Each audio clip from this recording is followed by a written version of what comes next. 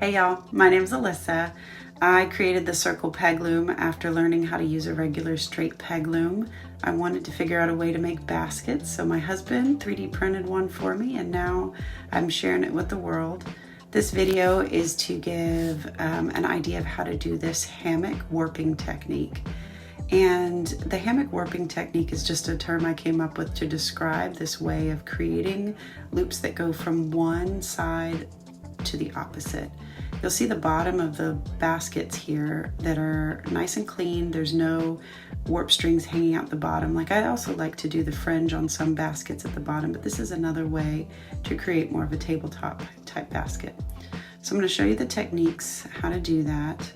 I would start with a 60-inch warp string because that's the length of my arms. And what I do is I find the middle, then pull it through the peg, loop it through, and then find the opposite peg to do this hammock warping technique. You're going to tie a little knot, essentially just creating another loop just like the other side functionally. Once you get your little knot, you just warp it the exact same way on the opposite side. Pull it through. I always like to pull around the top of the peg as opposed to the bottom because I find that's more secure and it doesn't slip off while you're weaving. So there you go. You've got a nice little connection across the bottom. We're just going to do that in a pattern all the way around. So what we're going to do is find the middle again, move to the next peg, pull that loop through, secure it around the top of the peg, replace it, then move on to the next peg that's on the opposite side. Tie that little knot again.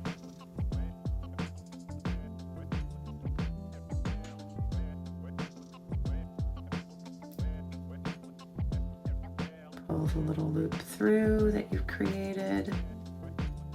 Loop it over the top to make it nice and secure. Replace the peg. So that's essentially the process. I'll let you watch how I continue around from one to the next, just moving my way around the circle.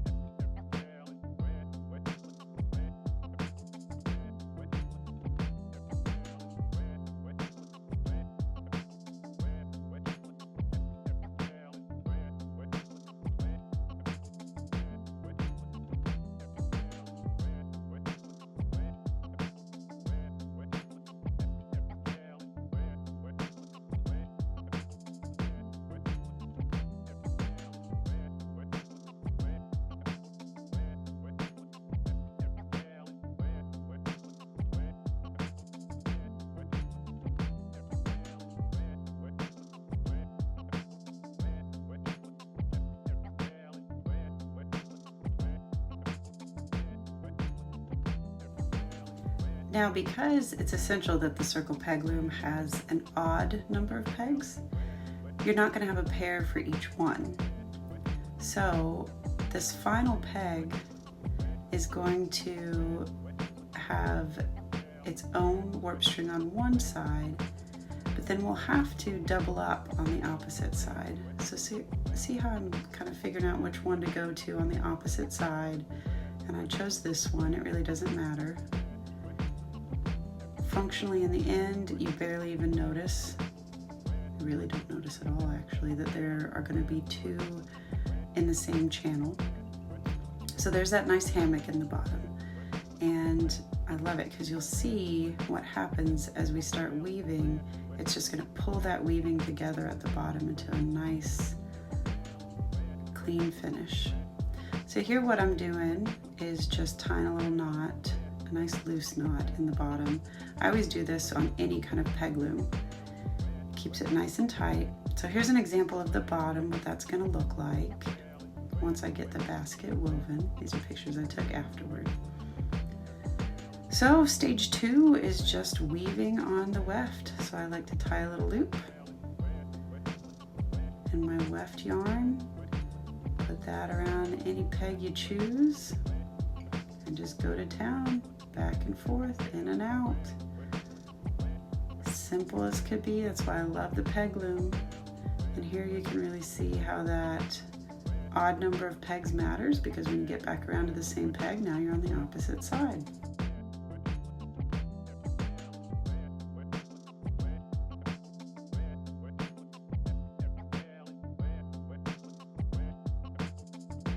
Now here is the magic of a peg loom. All you have to do is pull these little pegs out one by one.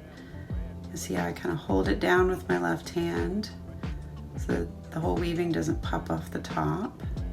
You pull those pegs out and replace them, and those warp strings that you so carefully placed a few moments ago are now going to hold that weaving in place. Look how pretty. So I wanted to try this big, thick yarn that I found. And so figuring out how to attach it is a little bit different with something this thick. So I decided to just tie it on essentially with the thinner yarn. And the reason I started with thinner yarn is because the bottom just really looks better when you start with something small. The bigger yarns don't kind of squeeze together as nicely as you want to. So as we finish that weaving, weavy, here's another, pulling the pegs, replacing them. I love how this looks.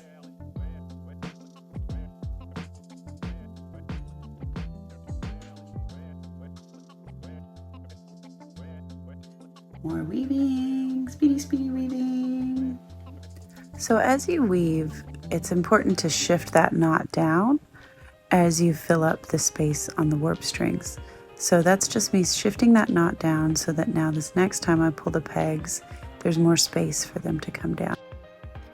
So I'm changing colors again because I wanted to bring in that beautiful gradient colored thin yarn at the top to finish off the top of the basket. So I'm making sure that that big chunky end goes to the inside of the basket as I weave. And I'm just gonna have this nice little time lapse so that you can see as the gradient comes in. My goal was hopefully to get to the yellow again before I got to the top, and I did, and I was real happy about it. So I untied that knot, and now I'm pulling the pegs for the final time. And so as I do that, I always pull nice and tight because I'm starting to compress the weaving just a little bit as I do that.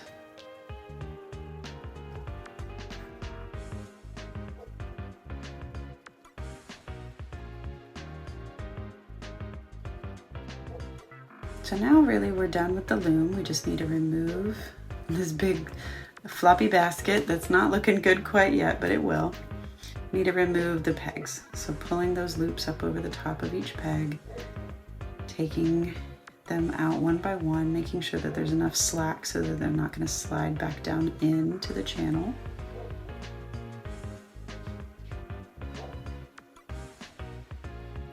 Okay, so now it's the real finishing part. We're going to compress this weaving down. I'm going to cut each little loop, whether it's tied or whether it was the folded in half end. It's going to get cut into two pieces. And what you do is as you pull those two, because in each channel you have two strings, right? So you're going to pull one from one channel and one from the other, splitting them across the section between, and you're going to tie those, and that's going to secure the top of your basket as you do that. So I'm doing that once as I go around so that the it starts to compress a little bit, but remember we're looped, we've got that hammock technique going on, right? So the warp strings are looped around the bottom of the basket, and so if I pulled too hard it would just pull the warp strings right out the other side. But I'm liking the way it's looking as I start to tighten it down, so I'm really wanting to tighten it down a little more and a little more.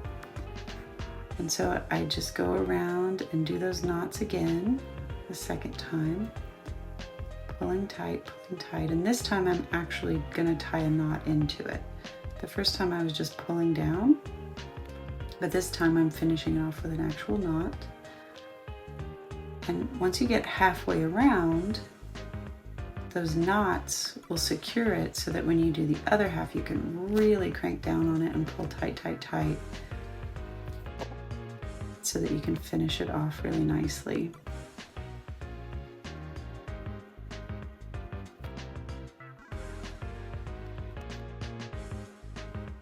So I'm checking the bottom, seeing how it looks. I love that. Nice finished look. All credit goes to my husband for coming up with the hammock warping technique. I thought that was a genius idea. The issue was, now what do we do with all these strings that we have hanging at the top? Well, I could just tie a knot and snip them off, but I wanted to see if I could come up with something more decorative. I saw a beautiful macrame basket at Walmart, I believe, and I thought it was so pretty. So I was inspired to try doing some macrame techniques to use all this pretty warp string hanging out the top.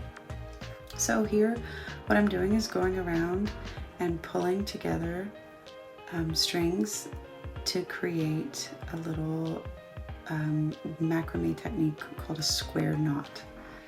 So a square knot essentially just takes 4 strings together and creates this decorative little knot that you can create this little net pattern with. And I thought it would be a really pretty way to finish them off. I'm sure there are many, many, many creative things that you can do with string. With all the fiber artists that will probably be watching this, I'm sure you can come up with all kinds of creative ideas. But my choice was to make a little macrame square knot. So I'll go around and do that once, and then I'll do it a second time around to create the little net look.